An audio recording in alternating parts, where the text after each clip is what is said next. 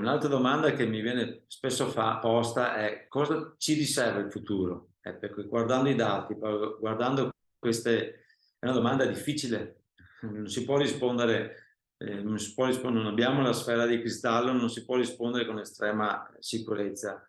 Credo che ci siano tre incognite importanti davanti a noi in questo momento: la situazione geopolitica, l'inflazione, l'adeguamento energetico. Son tutte queste incognite che sembrano, ci fanno vedere anche un futuro un po' così nebuloso.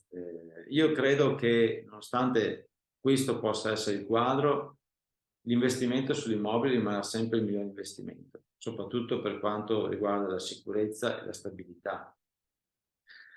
Io credo che nella storia si sono visti dei momenti in cui l'immobile può essere sceso.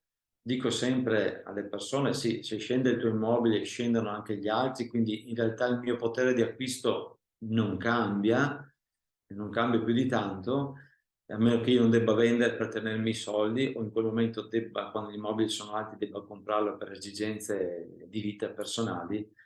Ma il mercato immobiliare è sempre andato, sempre andrà, ci saranno sempre chi ha bisogno di casa, sempre di acquistare casa, sempre chi avrà bisogno di vendere casa. Quindi noi siamo fiduciosi e dobbiamo guardare avanti per forza.